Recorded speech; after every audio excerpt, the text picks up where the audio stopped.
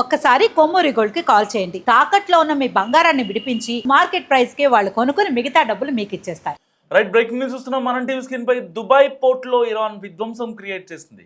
Kuwait oil tanker పై దాడి చేసి 32 కోట్ల రూపాయల చమురు తీసుకెళ్తున్న అల్ సల్మీ షిప్ ని పేల్చేసింది.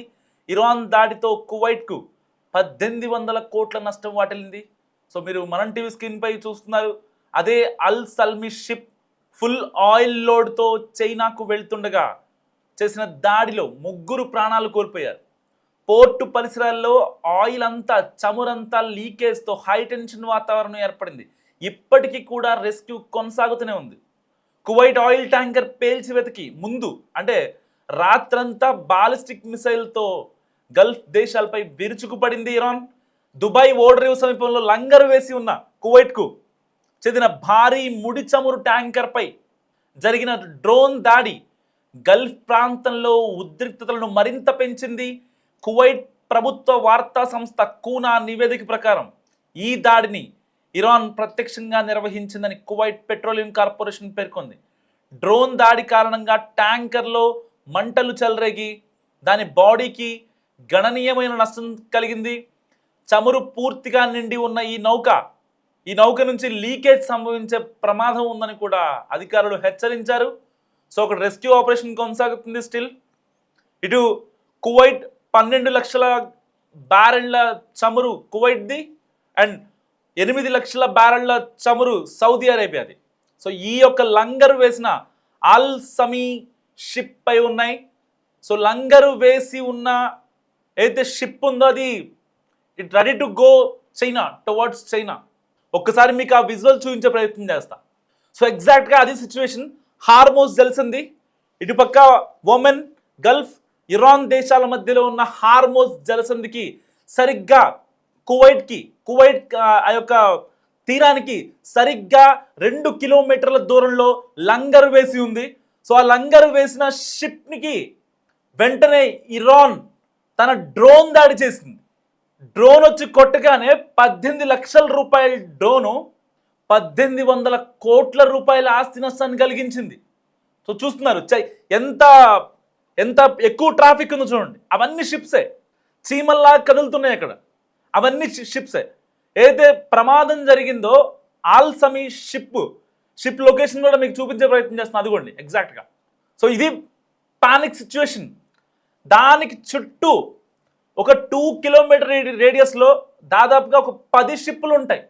దాదాపుగా 333 మీటర్ల పొడవు, 68 మీటర్ల వెడల్పు ఉన్న ఆల్ సమీ షిప్ ఒక్కసారిగా ప్రమాదానికి గురైంది. దాంట్లో ఉన్న 28 మంది ఎవరైతే ఉన్నారో 28 మందిలో 3 ప్రాణాలు కోల్పోయారు. 28 మంది సేఫ్గా బయటకు వచ్చారు. చమురు, క్రూడ్ ఆయిల్ మొత్తం అక్కడ చుట్టూ మొత్తం పాకిపోయింది. అక్కడ ఏ చిన్న ఇబ్బంది జరిగినా సరే ఇంకా ప్రమాదం జరిగే అవకాశం ఉంది. సో ఒక రకంగా ఉద్రిక్తతలు మరింత పెంచింది ఇరాన్. ఇక్కడ అల్ సమీ షిప్ పై, చైనా వెళ్లాల్సిన షిప్ పై మిస్సైల్ దాడి చేసి మరింత ఇబ్బంది పెట్టే ప్రయత్నం చేస్తుంది ఇరాన్. సో ఇటు కువైట్కి 1800 కోట్ల రూపాయల నష్టం వాటిల్లింది. ఇప్పటికే కువైట్ పెట్రోలియం శాఖ కూడా స్పందించింది. ఇది కేవలం ఇరాన్ చేసిన దాడే అంటూ కూడా అక్కడ అధికారులు కీలక ప్రకటన చేశారు. ఒకసారి ఆ షిప్ని చూసే ప్రయత్నం చేద్దాం మనం. సో ఇదే షిప్పు సో సరిగ్గా బయలుదేరడం రెడీగా ఉంది. దాని last updated 1 hour ago still ఇప్పటికీ అది గల్ఫ్ తీరంలోనే ఉంది. హార్మోజ్ జలసంధిని కూడా దాటలేదు. మీరు చూస్తున్నారు మనం టీవీ స్క్రీన్ పై ఎక్స్క్లూజివ్గా చూస్తున్నారు మీరు. ఆ యొక్క షిప్ స్ట్రైట్ ఆఫ్ హార్మోజ్ని దాటాలంటే ఇంకాస్త సమయం పట్టే అవకాశం ఉంది. ఆల్రెడీ ఇటు ఒక పక్క షిప్ ఏదైతే కంటైనర్లను తీయాలా లేకపోతే అదే షిప్లో పంపించాలా అన్నది. ఎందుకంటే షిప్ వచ్చేసి చైనా వాళ్ళది. ఇది ఇప్పటిది కాదు. షిప్ 2011లో డిజైన్ అయింది. షిప్ 2011 నుంచి దాదాపుగా 15 ఏళ్లుగా ఈ షిప్ సేవలు అందిస్తుంది. చాలా పాత షిప్ అయినప్పటికీ చైనా బిల్డ్ చేసింది దీన్ని.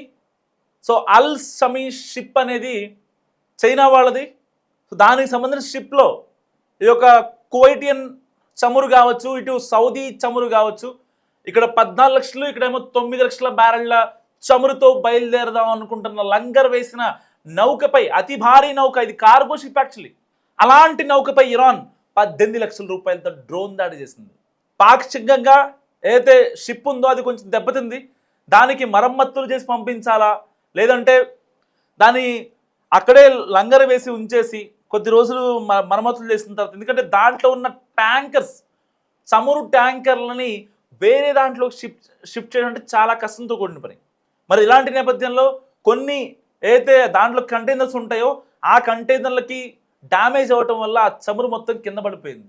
ఒకవేళ కనుక కార్నర్లో తగిలి ఉంటే ఆ మిస్సైలు అన్ని కంటైనర్లకి తగిలి ఉంటే అది అక్కడికక్కడ పేలిపోయే అవకాశం కూడా ఉండేది వాస్తవాన్ని చెప్పాలంటే. ఎందుకంటే సముద్రంలో కదా, ఆల్రెడీ లోపల కొన్ని వాళ్ళ పరికరాలు ఉంటాయి, ఇంకా కొన్ని యూస్ఫుల్ థింగ్స్ ఉంటాయి, అండ్ బయట కొన్ని ఫ్లేమబుల్ ఐటమ్స్ ఉంటాయి. సో కావాలనే వాంటెడ్గా కొట్టాల్సిన చోటే కొట్టింది, అంటే కనీసం లెక్కుండా ఇటు చావకుండా. సో ఇరాన్ చావు దెబ్బ కొడుతుంది గల్ఫ్ దేశాలని. సో ఇప్పటికే ఇళ్లపై కూడా, సివిలియన్స్ పై కూడా బాలిస్టిక్ మిసైల్స్ని వదులుతోంది. సో మనం టీవీ స్క్రీన్పై ఎక్స్క్లూజివ్గా చూస్తున్నాం, ప్రతి ఇళ్లలోకి పంపిస్తోంది బాలిస్టిక్ మిసైల్స్ని. ఇటు గల్ఫ్ దేశంలోని పవర్ స్టేషన్స్ పైన, ఆయిల్ రిఫైనరీల పైన చాలా గట్టిగా టార్గెట్ చేసుకుంది ఇరాన్. సో ఇలాంటి నేపథ్యంలోనే ఇటు డొనాల్డ్ ట్రంప్ కూడా శాంతి చర్చలంటూ పాకిస్తాన్లో మీటింగ్స్ జరుపుతున్నారు, హై లెవెల్ మీటింగ్స్. దీనికి అమెరికా ఉపాధ్యక్షుడు జేడీ వ్యాన్స్ కూడా ఈ యొక్క మీటింగ్స్కి అటెండ్ అవుతున్న నేపథ్యం. ఇలాంటి నేపథ్యంలో హార్మూజ్ తెరిచినా మూసేసినా మాకు సంబంధం లేదు, ఎట్టి పరిస్థితిలో మేం చేయాల్సిన యుద్ధం మేం చేస్తామంటూ ఇటు డొనాల్డ్ ట్రంప్ ప్రకటిస్తున్నారు. ఒక రకంగా డొనాల్డ్ ట్రంప్కి వ్యూహం లేదనుకోవచ్చు, ఎందుకంటే యుద్ధంలోకి వెళ్ళడానికి వ్యూహం కావాలి, బయటకు రావడానికి వ్యూహం అక్కర్లేదు. కానీ ఇప్పుడు బయటికి రాలేక సతమతం అవుతున్నారు ట్రంప్. ఎందుకంటే 3,000 మందిని పంపించాను, బోల్జర్ సోల్జర్స్ని పంపించాను, వాళ్ళని పంపించా, వీళ్ళని పంపించా అని హాంకారాలు చేస్తున్న ట్రంప్ ఇరాన్ శక్తి ముందు నిలవలేకపోతున్నాడు.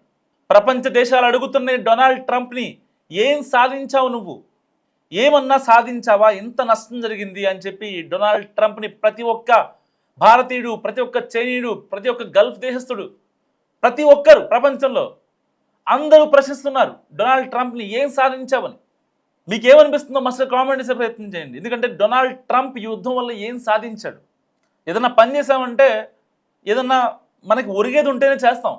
అలాంటిది ఒక దేశాన్ని, ఆర్థిక వ్యవస్థను తన గుప్పెట్లోకి లాక్కుందాం అనుకుని అబాసుపాలైన ట్రంప్ గురించి మీరేమనుకుంటున్నారు? మస్తుగా కామెంట్ చేసే ప్రయత్నం చేయండి.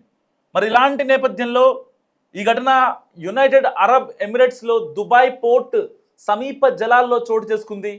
సో మంటలను అదుపులోకి తెచ్చేందుకు సముద్ర అగ్నిమాపక సిబ్బంది తక్షణ చర్యలు చేపట్టారు.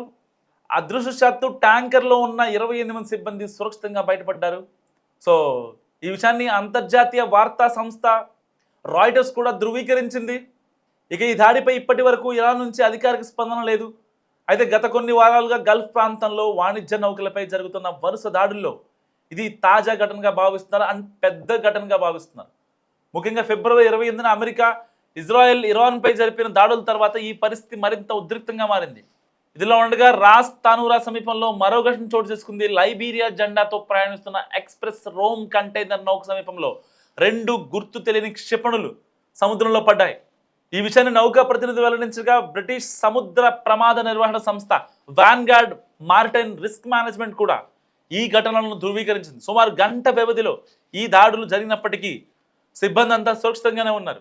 మార్చి 11న జరిగిన ఇదే తరహా దాడికి ఇటు ఇస్లామిక్ రెవల్యూషనరీ గార్డ్స్ కార్ప్స్ బాధ్యత వహించినట్లు వాన్గార్డ్ పేర్కొంది. సో ఈ పరిణామాలు గల్ఫ్ హర్మూజ్ జలసంధి ప్రాంతంలో భద్రతా పరిస్థితులపై ఆందోళనను మరింత పెంచుతున్నాయి. సో ఈ దాడి వెనుక ఇరాన్ ఉందనేది గల్ఫ్ దేశాలకు తెలియంది కాదు, కానీ ఇంకా కావాలని గల్ఫ్ని టార్గెట్ చేస్తుంది ఇరాన్. వాళ్ళ యొక్క గ్యాస్ రిఫైనరీల పైన, వాళ్ళ యొక్క ఆయిల్ రిఫైనరీల పైన, వాళ్ళ యొక్క ఆర్థిక స్థితిగతులు ఏదైతే పెంచుకుంటారో ఆర్థిక వ్యవస్థ పైన దెబ్బ కొడుతుంది ఇరాన్. గురి చూసి కొడుతోంది ఇరాన్. మరి ఇలాంటి నేపథ్యంలో డొనాల్డ్ ట్రంప్ తగ్గాల. హార్మూజ్ని మూసేసినా, తెరిచినా అమెరికా తగ్గాల అవుద్దా? మస్తుగా కామెంట్ చేయండి.